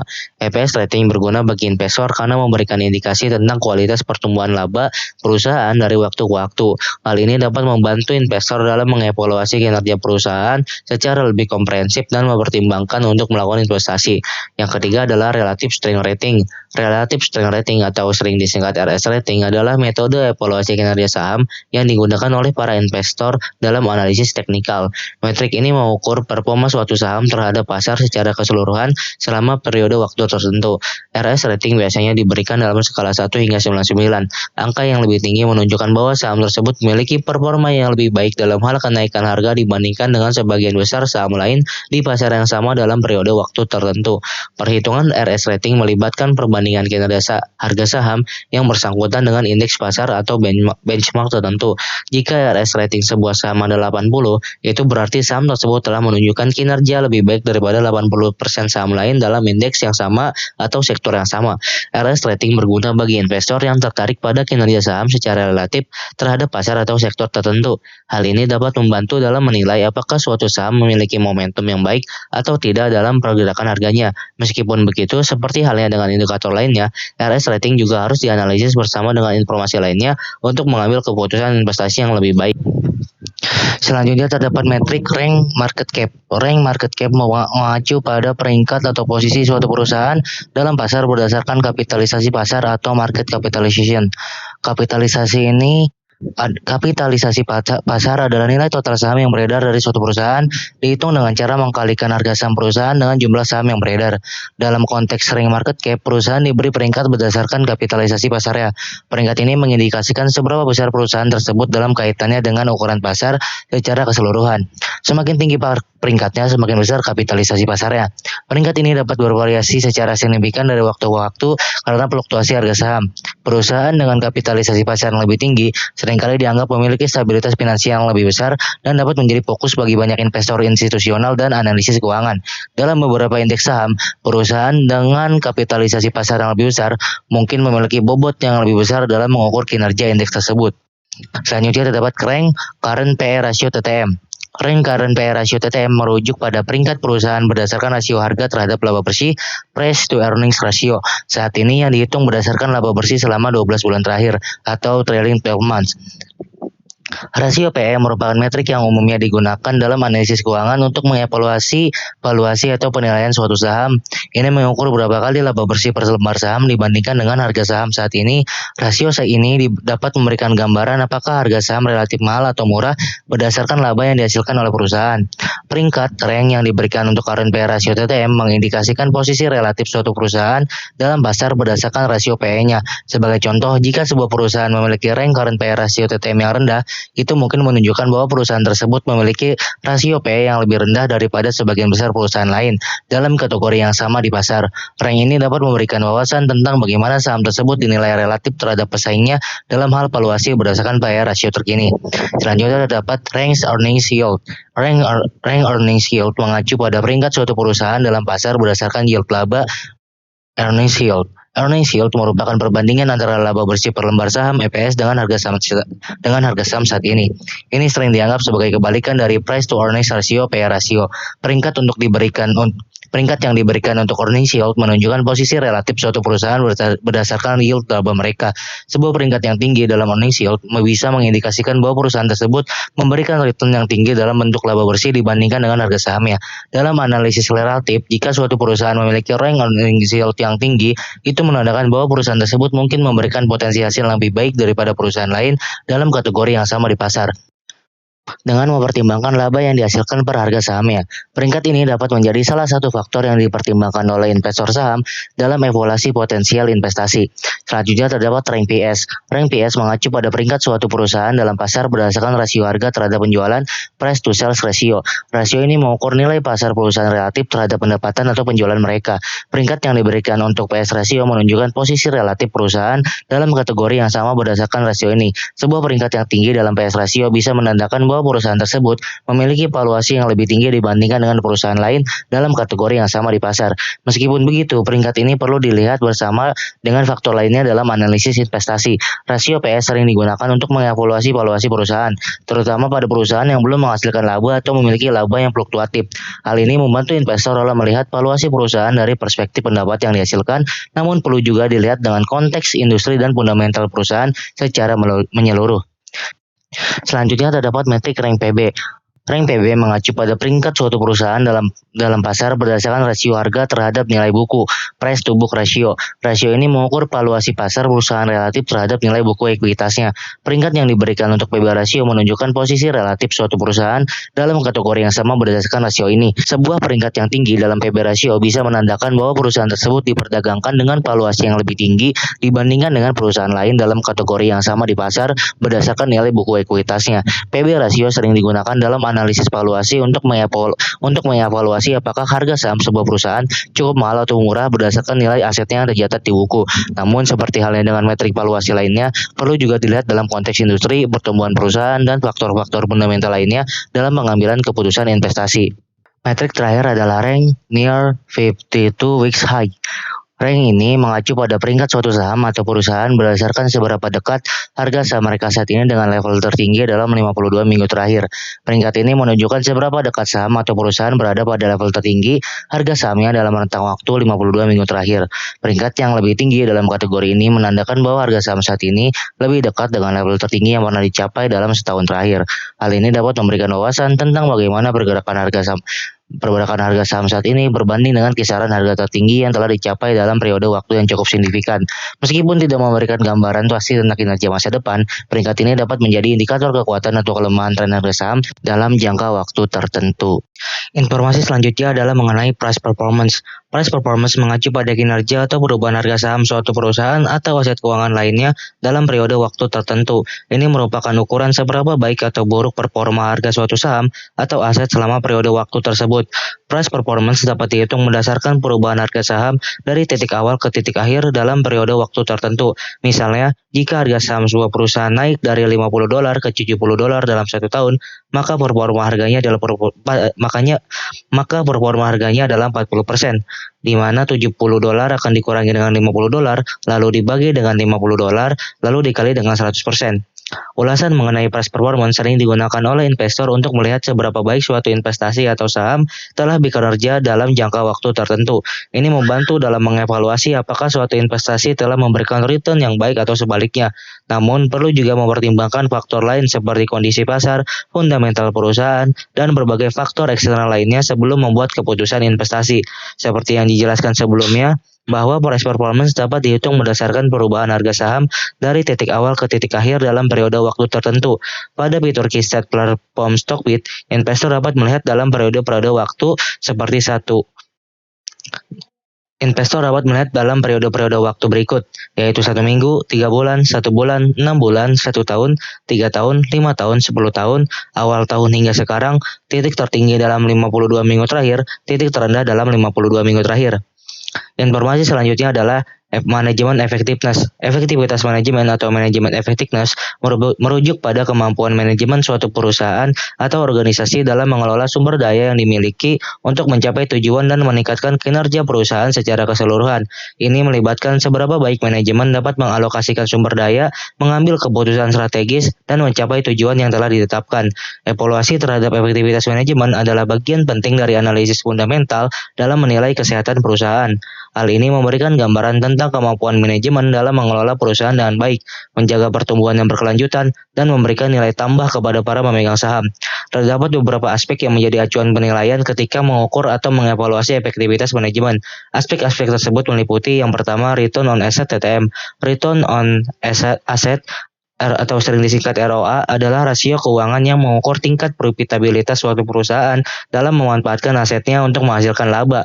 ROA menghitung seberapa efisien perusahaan dalam menghasilkan keuntungan dari total aset yang dimiliki. Rumus untuk ROA adalah net income dibagi total aset dikali 100%. Dalam rumus ini, net income atau laba bersih yang Dalam rumus ini, net income adalah laba bersih yang diperoleh perusahaan dalam periode tertentu, biasanya dalam tahunan atau kuartalan. Sementara total assets adalah total aset yang dimiliki perusahaan pada saat yang sama. ROA memberikan gambaran tentang seberapa baik perusahaan dalam menggunakan asetnya untuk menghasilkan laba. Semakin tinggi nilai ROA, semakin efisien perusahaan dalam menghasilkan laba dari aset yang dimiliki. Ini adalah indikator penting dalam mengevaluasi kinerja keuangan suatu perusahaan dalam mengelola asetnya. Namun, penting untuk membandingkan ROA dengan perusahaan sejenis atau industri lainnya untuk evaluasi yang lebih tepat. Yang kedua, terdapat Return on Equity (ROE). Return on Equity atau sering disingkat ROE adalah rasio keuangan yang mengukur tingkat profitabilitas suatu perusahaan dengan membandingkan laba bersih yang dihasilkan perusahaan dengan ekuitas pemegang saham. ROE memberikan gambaran tentang seberapa efisien perusahaan dalam menghasilkan laba dari modal yang disediakan oleh para pemegang sahamnya. Rumus untuk ROE adalah net income dibagi shareholders equity dikali 100%. Dalam rumus ini, net income adalah laba bersih yang diperoleh perusahaan dalam periode tertentu, biasanya dalam tahunan atau kuartalan. Sementara shareholders equity adalah modal yang ditanamkan oleh pemegang saham dalam perusahaan. ROE yang tinggi menunjukkan bahwa perusahaan efisien dalam menghasilkan laba dari modal yang ditanamkan oleh para pemegang saham. Metrik ini adalah indikator penting dalam mengevaluasi kinerja keuangan suatu perusahaan dan bisa digunakan untuk membandingkan kinerja perusahaan dengan perusahaan sejenis atau industri lainnya. Dalam banyak kasus, investor mempertimbangkan ROE dalam membuat keputusan investasi karena bisa menjadi indikator keunggulan manajemen dalam mengelola modal yang ada. KTM, Return on Capital Employed atau sering disingkat ROCE adalah rasio keuangan yang mengevaluasi seberapa efisien perusahaan dalam menghasilkan laba dari modal yang ditanamkan dan modal pinjaman yang digunakan dalam kegiatan operasionalnya. Rumus untuk menghitung rasio ini adalah Earnings Before Interest and Taxes atau sering disingkat EBIT per Capital Employed dikali 100%. Dalam rumus ini, Earnings Before Interest and Taxes adalah laba sebelum bunga dan pajak yang sering digunakan sebagai indikator kinerja operasional murni perusahaan, sedangkan Capital Employed adalah total modal yang digunakan dalam operasional perusahaan dan dapat dihitung sebagai jumlah dari total aset dikurangi dengan kewajiban lancar. ROCE memberikan gambaran tentang keefektifan saham dalam menggunakan modalnya untuk menghasilkan keuntungan. Semakin tinggi ROCE, semakin efisien perusahaan dalam menghasilkan laba dari modal yang diinvestasikan. Ini adalah indikator yang penting dalam menganalisis kinerja finansial perusahaan dan membandingkannya dengan pesaing di industri yang sama. Metrik selanjutnya adalah Return on Invested Capital (ROIC). Return on Invested Capital atau sering disingkat ROIC adalah rasio keuangan yang mengukur seberapa efektif perusahaan dalam menghasilkan laba dari total modal yang diinvestasikan, termasuk modal pemegang saham dan pinjaman jangka panjang. Rumus untuk menghitung aspek ini adalah Net Operating Profit After Tax atau sering disingkat NOPAT dibagi Invested Capital dikali 100%. Dalam rumus ini, Net Operating Profit After Tax adalah laba operasional setelah pajak yang mencakup laba bersih dikurangi dengan biaya pajak dan biaya bunga yang terkait dengan utang jangka panjang. Sedangkan Invested Capital adalah total modal yang diinvestasikan perusahaan dalam aset operasionalnya. ROIC memberikan gambaran tentang seberapa baik perusahaan menggunakan modalnya untuk menghasilkan laba operasional. Semakin tinggi nilai ROIC, semakin efisien perusahaan dalam menghasilkan laba dari modal yang diinvestasikan. ROIC biasanya dianggap sebagai ukuran kinerja yang lebih akurat karena mempertimbangkan biaya pinjaman dan efisiensi operasional perusahaan secara bersamaan. Selanjutnya terdapat Daily Sales Outstanding Quarter. Days Sales Outstanding (DSO) adalah metrik keuangan yang mengukur rata-rata jumlah hari yang diperlukan oleh perusahaan untuk mengumpulkan pembayaran dan penjualan yang telah dilakukan. Rumus untuk Days Sales Outstanding adalah Rumus untuk Days Sales Outstanding adalah Accounts Receivable dibagi dengan Average Daily Sales. Untuk menghitung DSO, pertama-tama hitung rata-rata total piutang yang dimiliki perusahaan. Kemudian bagi jumlah piutang tersebut dengan rata-rata penjualan harian untuk mendapatkan jumlah hari yang dibutuhkan untuk mengumpulkan pembayaran dari piutang tersebut. DSO yang rendah menunjukkan bahwa perusahaan dapat mengumpulkan pembayaran dari pelanggan dengan cepat. Sementara DSO yang tinggi biasanya menunjukkan bahwa perusahaan menghadapi kesulitan dalam mengumpulkan pembayaran dari piutangnya dengan cepat. DSO sering digunakan untuk mengukur efisiensi manajemen piutang dan likuiditas perusahaan. Metrik selanjutnya adalah Days Inventory Quarter. Days inventory merupakan metrik yang mengukur rata-rata jumlah hari yang dibutuhkan perusahaan untuk menjual atau mengkonversi persediaan menjadi penjualan. Terdapat rumus untuk menghitung metrik ini, yaitu average inventory dibagi average daily cost of goods sold atau sering disingkat COGS. Untuk menghitung days inventory, pertama-tama cari rata-rata nilai persediaan perusahaan. Selanjutnya bagi nilai tersebut dengan rata-rata biaya yang terjual setiap harinya untuk mendapatkan estimasi jumlah hari yang dibutuhkan untuk menjual seluruh persediaan. Metrik ini memberikan gambaran tentang efisiensi perusahaan dalam mengelola persediaan. Jika days inventory tinggi, bisa menunjukkan bahwa persediaan perusahaan berputar lebih lambat, yang bisa mengakibatkan risiko penumpukan persediaan yang tidak terjual dalam waktu yang lama. Sebaliknya, days inventory yang rendah dapat menunjukkan perputaran persediaan yang lebih cepat, yang sering dianggap lebih efisien. Namun idealnya, days inventory yang optimal bisa berbeda-beda berdasarkan industri dan karakteristik bisnis. Selanjutnya terdapat Days Payables Outstanding. Days Payable Outstanding atau DPO adalah metrik keuangan yang mengukur rata-rata jumlah hari yang dibutuhkan oleh perusahaan untuk membayar kewajiban kepada pemasok atau vendor. Rumus untuk menghitung metrik ini adalah average accounts payable dibagi dengan average daily cost of goods sold. Untuk menghitung DPO, cari rata-rata nilai kewajiban kepada pemasok perusahaan. Selanjutnya, bagi nilai tersebut dengan rata-rata biaya barang yang terjual setiap hari untuk mendapatkan perkiraan jumlah hari yang dibutuhkan untuk membayar kewajiban kepada pemasok. DPO yang tinggi menunjukkan bahwa perusahaan memanfaatkan periode kredit yang diberikan oleh pemasoknya dengan baik, sementara DPO yang rendah bisa menunjukkan bahwa perusahaan membayar kewajiban kepada pemasok dengan lebih cepat. Selanjutnya terdapat Cash Conversion Cycle. Cash Conversion Cycle adalah metrik yang mengukur efisiensi perusahaan dalam mengkonversi sumber daya menjadi arus kas yang positif. Ini memberikan gambaran tentang waktu yang diperlukan untuk mengonversi investasi persediaan menjadi kas melalui penjualan dan pengumpulan piutang, serta waktu yang dibutuhkan untuk membayar kewajiban kepada pemasok. Rumus untuk menghitung metrik ini adalah Days Inventory ditambah dengan Days Sales Outstanding dikurangi dengan Days Payable Outstanding. Cash Conversion Cycle menghitung periode waktu yang dibutuhkan dari saat perusahaan mengeluarkan uang untuk membeli persediaan hingga saat uang itu kembali masuk ke perusahaan melalui penjualan dan pembayaran piutang, dikurangi dengan periode waktu yang diberikan oleh pemasok untuk membayar kewajiban. Jika sisi positif, artinya perusahaan membutuhkan waktu lebih lama untuk mengonversi persediaan menjadi kas dan pembayaran piutang. Sisi yang lebih rendah biasanya dianggap lebih baik karena menunjukkan bahwa perusahaan dapat mengkonversi sumber daya menjadi kas dengan lebih cepat. Namun, cash conversion cycle yang optimal dapat bervariasi berdasarkan industri dan strategi perusahaan. Selanjutnya terdapat receivable turnover quarter. Receivable turnover adalah metrik yang mengukur seberapa sering perusahaan mengkonversi piutang menjadi kas melalui penjualan. Rumusnya adalah net credit sales dibagi dengan average accounts receivable. Untuk menghitung receivable turnover, bagi nilai penjualan kredit bersih, net credit sales dengan rata-rata piutang, accounts receivable selama periode waktu tertentu. Metrik ini memberikan gambaran tentang seberapa efisien perusahaan dalam mengelola piutangnya. Jika receivable turnover tinggi, itu menunjukkan bahwa perusahaan dapat mengumpulkan piutangnya dengan cepat dan mengkonversinya menjadi kas. Namun perlu dicatat bahwa receivable turnover yang terlalu tinggi juga bisa menunjukkan praktik penjualan yang agresif atau risiko piutang yang tinggi. Idealnya, tingkat receivable turnover yang optimal dapat bervariasi berdasarkan industri dan kebijakan perusahaan tersebut. Yang kesembilan ada asset turnover TTM. Asset turnover merupakan metrik keuangan yang mengukur seberapa efisien perusahaan menggunakan total asetnya untuk menghasilkan pendapatan atau penjualan. Rumus yang digunakan adalah net sales dibagi dengan average total assets. Untuk menghitung asset turnover, bagi nilai penjualan bersih net sales dengan rata-rata total aset perusahaan selama periode waktu tertentu.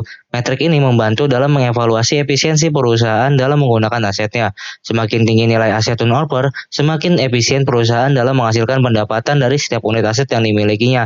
Namun perlu dicatat bahwa nilai yang terlalu tinggi mungkin juga menunjukkan risiko kekurangan aset yang dapat mempengaruhi operasional perusahaan.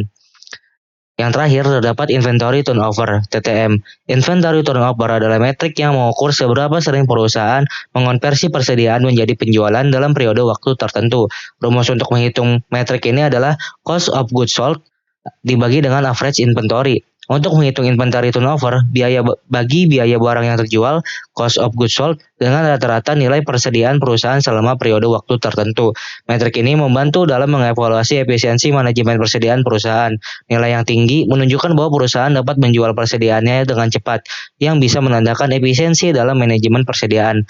Namun, nilai yang terlalu tinggi juga bisa menunjukkan resiko kekurangan persediaan yang dapat menghambat penjualan. Idealnya, nilai yang optimal untuk inventory turnover dapat bervariasi berdasarkan industri dan strategi perusahaan. Selanjutnya, informasi yang kita bisa dapatkan pada key state Stockbit adalah level hutang. Level hutang adalah ukuran atau indikator yang menunjukkan seberapa besar suatu entitas, seperti perusahaan, individu, atau negara, memiliki utang relatif terhadap pendapatan atau asetnya. Ini merupakan metrik penting dalam analisis keuangan yang digunakan untuk mengevaluasi tingkat risiko keuangan yang dihadapi oleh entitas tersebut. Investor dapat mencari tahu keadaan kesehatan perusahaan dengan melihat level hutang dari rasio-rasio solvensi.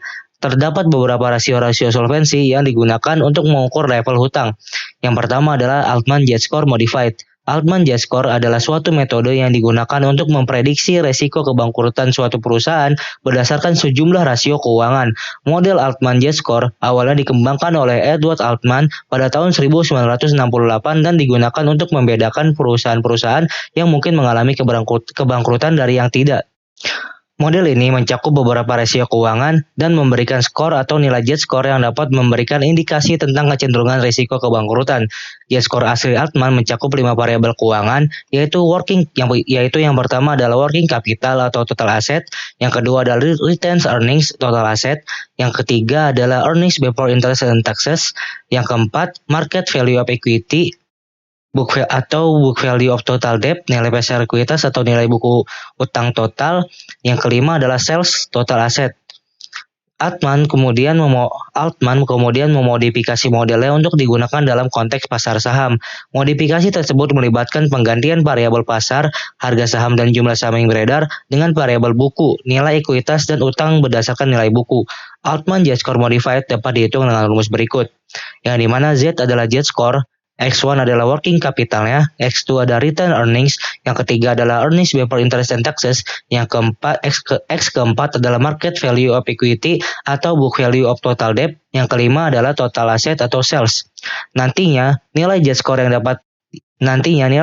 didapat dari hasil perhitungan rumus di atas dapat mengindikasikan beberapa hal seperti berikut. Apabila Z-score lebih dari 2,6, maka perusahaan diperkirakan aman dari resiko kebangkrutan. Jika Z-score-nya itu berada antara 1,1 dan antara 2,6, maka perusahaan berada dalam kategori zona abu-abu. Jika Z-score kurang dari 1,1, perusahaan diperkirakan berisiko mengalami kebangkrutan. Altman Z-score modified dan versi aslinya merupakan alat yang digunakan oleh analisis keuangan untuk membantu dalam penilaian risiko kebangkrutan suatu perusahaan. Meskipun model ini dapat memberikan indikasi, penting untuk diingat bahwa tidak ada model yang dapat meramalkan masa depan dengan pasti, dan evaluasi lebih lanjut diperlukan. Selanjutnya terdapat current ratio quarter. Current ratio adalah rasio keuangan yang mengukur kemampuan suatu perusahaan untuk membayar kewajiban jangka pendeknya dengan menggunakan aset lancar dalam jangka waktu tertentu. Current ratio dihitung dengan membagi total aset lancar dengan total kewajiban lancar. Jika current ratio diukur dalam kuartal atau quarter, ini mengacu pada rasio keuangan yang dihitung menggunakan data keuangan selama periode 1 kuartal terakhir. Perhitungan rasio ini melibatkan aset lancar dan kewajiban lancar yang tercatat dalam laporan keuangan perusahaan selama kuartal tersebut. Formula yang digunakan adalah total aset lancar pada kuartal tersebut dibagi dengan total kewajiban lancar pada kuartal tersebut. Rasio di atas menunjukkan bahwa perusahaan memiliki nantinya current ratio yang dihitung apabila lebih dari 1, artinya menunjukkan bahwa perusahaan memiliki lebih banyak aset lancar dibandingkan kewajiban lancarnya. Hal tersebut dianggap sebagai hal yang positif. Sebagai contoh, perusahaan A dan B memiliki liabilitas lancar sebesar 1 miliar rupiah. Namun perusahaan A memiliki aset lancar sebesar 1,2 miliar rupiah, sedangkan perusahaan B memiliki aset lancar sebesar 400 juta rupiah. Sehingga dapat disimpulkan bahwa perusahaan A memiliki current ratio sebesar 1,2, sementara perusahaan B memiliki current ratio sebesar 0,4. Artinya, aset lancar perusahaan A cukup apabila digunakan untuk membayar liabilitas lancar atau kewajiban jangka pendek perusahaan karena melebihi 1. Sedangkan perusahaan B akan lebih kesusahan untuk membayar kewajiban jangka pendek karena aset lancar yang dimiliki tidak mencukupi, sehingga untuk memenuhi kebutuhan jangka pendek, perusahaan kemungkinan harus menjual aset tetap yang dimiliki ataupun mencari dana melalui utang atau penerbitan saham baru.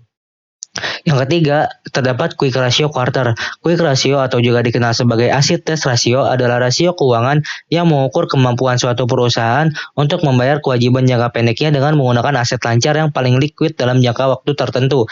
Quick ratio dihitung dengan membagi jumlah aset lancar yang paling liquid, seperti kas, investasi jangka pendek, dan piutang dengan total kewajiban lancar. Jika quick ratio diukur dalam quarter, itu mengacu pada rasio keuangan yang dihitung menggunakan data keuangan selama periode 1 kuartal terakhir. Perhitungan rasio ini melibatkan aset lancar yang sangat liquid dan kewajiban lancar yang tercatat dalam laporan keuangan perusahaan selama kuartal tersebut. Terdapat rumus untuk menghitung metrik ini, yaitu total aset lancar liquid quarter dibagi dengan total kewajiban lancar quarter. Semakin besar nilai rasio ini, semakin baik karena hal ini menunjukkan bahwa perusahaan mampu memenuhi kewajiban jangka pendeknya segera. Yang keempat, terdapat debt to equity ratio quarter. Debt to equity ratio adalah rasio keuangan yang digunakan untuk mengukur proporsi utang suatu perusahaan dibandingkan dengan ekuitasnya. Rasio ini menggambarkan seberapa besar perusahaan memanfaatkan utang untuk membiayai operasinya dibandingkan dengan dana yang diperoleh dari pemegang saham atau pemiliknya. Jika debt to equity ratio diukur dalam kuartal, itu mengacu pada rasio keuangan yang dihitung menggunakan data keuangan selama periode 1 kuartal terakhir. Perhitungan rasio ini melibatkan jumlah total utang perusahaan dan ekuitas yang tercatat dalam laporan keuangan perusahaan selama kuartal tersebut. Rumus yang digunakan adalah total utang kuartal dibagi dengan total ekuitas kuartal. Semakin tinggi rasio ini, semakin besar proporsi utang perusahaan relatif terhadap ekuitasnya. Rasio di atas 1 menunjukkan bahwa perusahaan memanfaatkan lebih banyak utang daripada ekuitas untuk mendanai operasinya. Sebaliknya, rasio di bawah 1 menunjukkan bahwa perusahaan memiliki lebih banyak ekuitas daripada utang. Metrik selanjutnya adalah long term debt dibagi equity. Rasio utang jangka panjang terhadap ekuitas, long term debt to equity ratio, adalah sebuah metrik keuangan yang mengevaluasi proporsi utang jangka panjang suatu perusahaan terhadap ekuitasnya. Rasio ini memberikan pandangan tentang seberapa besar perusahaan memanfaatkan utang jangka panjang untuk mendanai operasinya dibandingkan dengan dana yang diperoleh dari pemegang saham atau pemiliknya. Jika long term debt per equity diukur dalam kuartal, maka ini mengacu pada perhitungan rasio keuangan menggunakan data keuangan selama periode 1 kuartal terakhir. Jika long term debt per equity diukur dalam kuartal, maka ini mengacu pada perhitungan rasio keuangan yang menggunakan data keuangan selama periode 1 kuartal terakhir. Perhitungan ini melibatkan jumlah total utang jangka panjang perusahaan dan ekuitas yang tercatat dalam laporan keuangan perusahaan selama kuartal tersebut. Rumus yang digunakan adalah total uang jangka panjang kuartal per total ekuitas kuartal. Jika rasio ini memiliki nilai di atas 1, maka menandakan bahwa perusahaan memanfaatkan lebih banyak utang jangka panjang dibandingkan dengan ekuitasnya. Jika nilai di bawah 1, itu berarti perusahaan memiliki lebih banyak ekuitas daripada utang jangka panjang. Yang keenam adalah total liabilities to equity quarter. Rasio total liabilities to equity atau utang total terhadap ekuitas adalah rasio keuangan yang mengevaluasi proporsi total utang suatu perusahaan dibandingkan dengan ekuitasnya. Rasio ini memberikan gambaran tentang seberapa besar perusahaan bergantung pada utang dibandingkan dengan dana yang diperoleh dari pemegang saham atau pemiliknya. Jika total liabilities to equity diukur dalam kuartal, itu merujuk pada rasio keuangan yang dihitung menggunakan data keuangan selama periode 1 kuartal terakhir. Perhitungan ini melibatkan total utang dan total ekuitas yang tercatat dalam laporan keuangan perusahaan selama kuartal tersebut. Formula yang digunakan adalah total utang kuartal dibagi dengan total ekuitas kuartal. Jika nilai rasio ini lebih dari 1, hal ini menunjukkan perusahaan memiliki lebih banyak utang dibandingkan dengan ekuitasnya. Begitu juga sebaliknya. Selanjutnya terdapat total debt to total assets kuartal. Rasio total utang terhadap total aset adalah rasio keuangan yang mengukur proporsi total utang suatu perusahaan dibandingkan dengan total asetnya. Rasio ini memberikan gambaran tentang seberapa besar bagian dari aset perusahaan yang didanai oleh uang. Jika total debt to total aset diukur dalam kuartal, itu mengacu pada rasio keuangan yang dihitung menggunakan data keuangan selama periode 1 kuartal terakhir. Perhitungan rasio ini melibatkan total Perhitungan rasio ini melibatkan total utang dan total aset yang tercatat dalam laporan keuangan perusahaan selama kuartal tersebut. Formula yang digunakan adalah total utang kuarter per total aset kuarter. Rasio ini memberikan gambaran tentang seberapa besar bagian dari aset perusahaan yang dibiayai oleh utang. Semakin tinggi rasio ini, semakin besar proporsi aset yang didanai oleh utang. Sebaliknya, jika rasio ini lebih rendah, itu menunjukkan bahwa perusahaan menggunakan lebih sedikit utang dalam pembiayaan asetnya. Selanjutnya terdapat financial leverage quarter. Financial leverage atau leverage keuangan adalah istilah yang merujuk pada penggunaan utang untuk meningkatkan imbal hasil atas investasi. Jika diukur dalam kuartal, financial leverage mengacu pada tingkat penggunaan utang oleh suatu perusahaan dalam periode satu kuartal terakhir. Rasio financial leverage dapat dihitung dengan berbagai metode, namun secara umum itu dapat direpresentasikan sebagai rasio antara total aset dengan ekuitas perusahaan. Semakin tinggi rasio ini, semakin besar penggunaan utang dalam struktur modal perusahaan. Formula yang digunakan adalah total aset quarter per total ekuitas quarter. Selanjutnya terdapat interest coverage. Interest coverage ratio atau rasio penutupan bunga mengukur kemampuan suatu perusahaan untuk membayar bunga atas utangnya dengan laba operasional yang dihasilkan. Jika diukur dalam trailing 12 months atau 12 bulan terakhir, ini mengacu pada rasio keuangan yang dihitung menggunakan data keuangan selama 12 bulan terakhir. Rasio ini mengindikasikan seberapa banyak laba operasional yang tersedia untuk membayar bunga atas utang. Semakin tinggi rasio ini, semakin besar kemampuan membayar bunga atas utangnya. Formulanya adalah laba operasional per bunga yang dibayarkan. Jika rasio ini memiliki nilai di atas 1, hal ini menunjukkan bahwa perusahaan mampu membayar bunga utangnya dari laba operasionalnya. Semakin tinggi nilainya, semakin baik karena menunjukkan kemampuan yang lebih besar dalam membayar bunga. Namun, perusahaan dengan rasio yang rendah mungkin memiliki risiko lebih besar dalam memenuhi kewajiban bunganya. Yang terakhir terdapat free cash flow quarter. Free cash flow atau arus kas bebas adalah ukuran keuangan yang menggambarkan seberapa banyak uang yang tersisa dari operasi perusahaan setelah dipertimbangkan biaya modal, pengeluaran modal, dan kebutuhan modal kerja. Jika diukur dalam quarter, ini mengacu pada jumlah arus kas yang tersedia dari operasi perusahaan setelah mengurangi pengeluaran modal dan kebutuhan modal kerja selama satu kuartal terakhir. Formulanya adalah arus kas operasi dikurangi dengan pengeluaran modal dikurangi dengan kebutuhan modal kerja. Jika free cash flow memiliki nilai positif, hal ini menunjukkan bahwa perusahaan menghasilkan arus kas lebih dari yang diperlukan untuk mempertahankan dan mengembangkan operasi dan investasi. Ini bisa digunakan untuk membayar dividen kepada pemegang saham, memperluas bisnis, atau mengurangi utang. Namun, jika free cash flow negatif, itu menandakan bahwa perusahaan menghabiskan lebih banyak uang daripada yang dihasilkannya dari operasi dan investasi. Ini bisa mengakibatkannya perlunya mendapatkan tambahan pendanaan dari luar atau membatasi aktivitas pengembangan bisnis. Informasi selanjutnya adalah mengenai net income. Net income adalah jumlah total laba atau keuntungan perusahaan setelah dikurangi semua biaya operasional, biaya bunga, pajak, dan kerugian lainnya. Ini adalah hasil akhir dari seluruh kegiatan operasional dan non-operasional perusahaan selama periode tertentu. Dalam laporan keuangan, net income juga disebut sebagai bottom line karena mewakili laba bersih perusahaan setelah semua pengurangan biaya dan pajak. Net income merupakan salah satu metrik kunci yang sering digunakan untuk mengevaluasi kinerja keuangan suatu perusahaan. Terdapat beberapa aspek yang menjadi bagian dari informasi net income pada fitur Keystats platform Stockbit. Aspek-aspek tersebut adalah sebagai berikut. Yang pertama terdapat period. Period dalam konteks keuangan merujuk pada rentang waktu tertentu yang digunakan untuk melaporkan data keuangan. Rentang waktu ini biasanya bulanan, triwulan atau per 3 bulan, tahunan, atau dalam konteks lainnya tergantung pada kebutuhan laporan atau analisis. Dalam laporan keuangan, period biasanya merujuk pada periode waktu tertentu di mana data keuangan seperti pendapatan, biaya, laba bersih, dan lainnya diukur dan dilaporkan. Misalnya dalam laporan laba rugi, period mengacu pada rentang waktu tertentu di mana semua pendapatan dan biaya perusahaan dihitung untuk menentukan laba bersih dalam periode tersebut. Periodisasi yang umum digunakan adalah bulanan, triwulanan atau kuartalan atau tahunan tergantung pada standar pelaporan keuangan yang diterapkan oleh suatu perusahaan. Yang kedua adalah annualized. Istilah annualized mengacu pada proses menghitung atau menyesuaikan data keuangan atau kinerja suatu entitas dalam skala tahunan atau setahun penuh. Ini sering digunakan untuk mengkonversi data keuangan atau kinerja yang diukur dalam periode waktu yang lebih pendek menjadi nilai yang setara dalam skala tahunan. Misalnya, jika suatu metrik keuangan diukur dalam triwulanan atau per 3 bulan dan kita ingin mengekspresikannya dalam skala tahunan, kita bisa menggunakan metode anualisasi. Ini dilakukan dengan mengalihkan nilai tersebut dengan faktor yang sesuai untuk mencocokkan nilai itu dalam satu tahun penuh. Pendekatan ini memungkinkan perbandingan yang lebih mudah antara kinerja perusahaan atau entitas yang diukur dalam periode waktu yang berbeda-beda. Namun, perlu diingat bahwa anualisasi hanya memperkirakan atau menyesuaikan data untuk menggambarkan apa yang mungkin terjadi selama setahun, bukan laporan aktual selama periode tersebut. Yang ketiga, terdapat most recent quarter.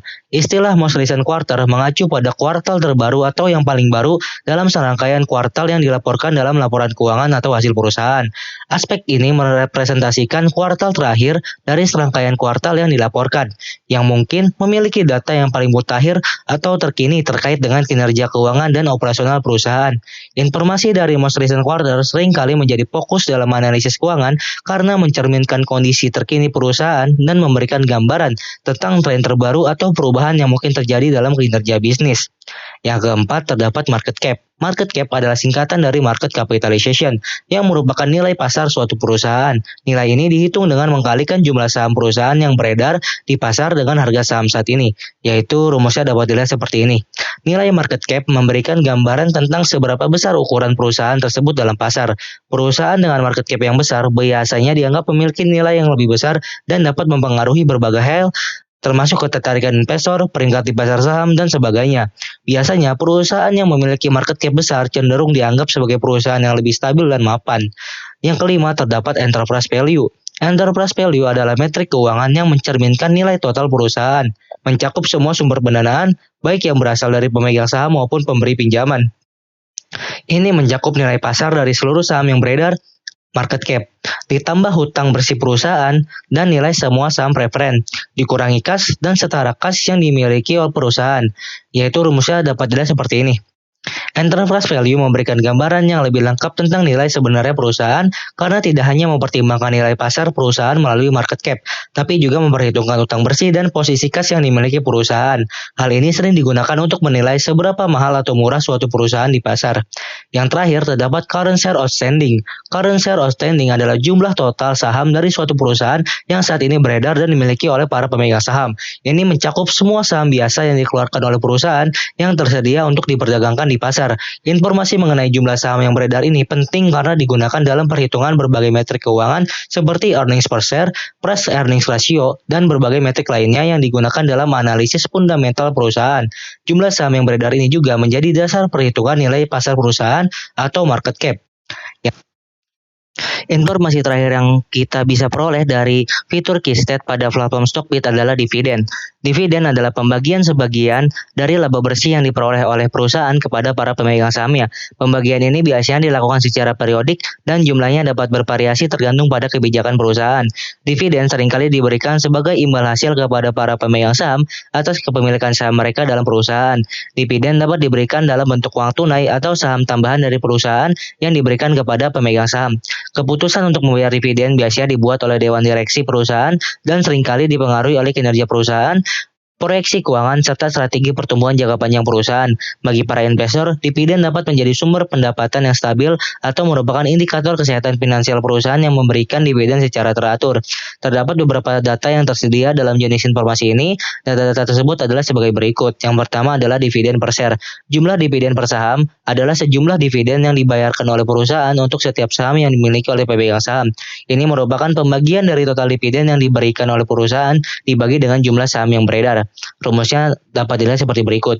Jumlah dividen per saham memberikan gambaran seberapa besar dividen yang diterima oleh tiap pemegang saham untuk tiap saham yang dimilikinya. Hal ini dapat menjadi faktor penting bagi para investor dalam mengevaluasi potensi imbal hasil dari investasi mereka dalam saham suatu perusahaan. Semakin tinggi jumlah dividen per saham, semakin besar pula potensi imbal hasil yang diperoleh oleh pemegang saham dari investasinya.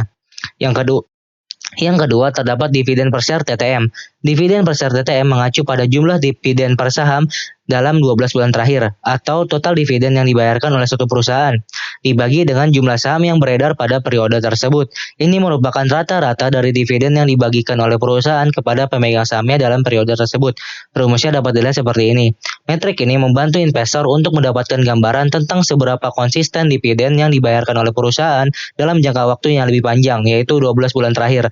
Ini memungkinkan para investor untuk melihat kestabilan dan tren dalam pembayaran dividen yang bisa menjadi faktor penting dalam pengambilan keputusan investasi. Yang ketiga terdapat payout ratio. Payout ratio adalah rasio keuangan yang mengukur persentase dari laba bersih suatu perusahaan yang dibayarkan kepada pemegang saham dalam bentuk dividen. Ini menunjukkan seberapa besar persentase laba bersih yang digunakan perusahaan untuk membayar dividen kepada pemegang sahamnya. Rumus untuk menghitung payout ratio dalam persenan adalah total dividen dibagi laba bersih dikali 100%. Payout ratio diukur dalam persentase. Semakin tinggi nilai payout ratio, semakin besar persentase dari laba bersih yang digunakan untuk membayar dividen. Sebaliknya, jika payout ratio rendah, itu berarti perusahaan menggunakan lebih sedikit bagian dari laba bersihnya untuk membayar ke dividen, dan sebagian besar mungkin digunakan untuk pertumbuhan perusahaan atau ditahan sebagai cadangan. Yang keempat terdapat dividen yield. Dividen yield adalah ukuran yang menunjukkan persentase dari dividen tahunan yang dibayarkan oleh suatu perusahaan dalam bentuk dividen per saham dibandingkan dengan harga saham perusahaan pada saat itu. Ini memberikan gambaran tentang imbal hasil dividen dari investasi dalam saham suatu perusahaan. Rumusnya adalah dividen per saham dibagi harga saham dikali 100%. Dividen yield diukur dalam persentase. Semakin tinggi nilai dividen yield, semakin besar imbal hasil dividen yang diberikan oleh perusahaan dalam hubungannya dengan harga saham saat ini. Namun, perlu diingat bahwa dividen yield dapat bervariasi tergantung fluktuasi harga saham. Selain itu, perlu diperhatikan bahwa yield tinggi biasanya disebabkan oleh penurunan harga. Bisa disebabkan oleh penurunan harga saham yang bisa menjadi indikasi resiko investasi. Yang terakhir terdapat latest dividend ex-date. Latest dividend ex-date merujuk pada tanggal terakhir di mana saham suatu perusahaan dapat diperdagangkan di bursa saham tanpa memperoleh dividen yang telah diumumkan. Setelah melewati tanggal ex-date, pembelian saham tidak lagi memungkinkan untuk memperoleh dividen terbaru yang diumumkan oleh perusahaan. Investor yang ingin memperoleh dividen harus membeli saham sebelum tanggal ex-dividen atau pada tanggal yang masih memperbolehkan untuk memperoleh dividen tersebut. Tanggal ex-dividen ditetapkan oleh perusahaan dan umumnya terjadi beberapa hari sebelum tanggal pembayaran dividen kepada pemegang saham.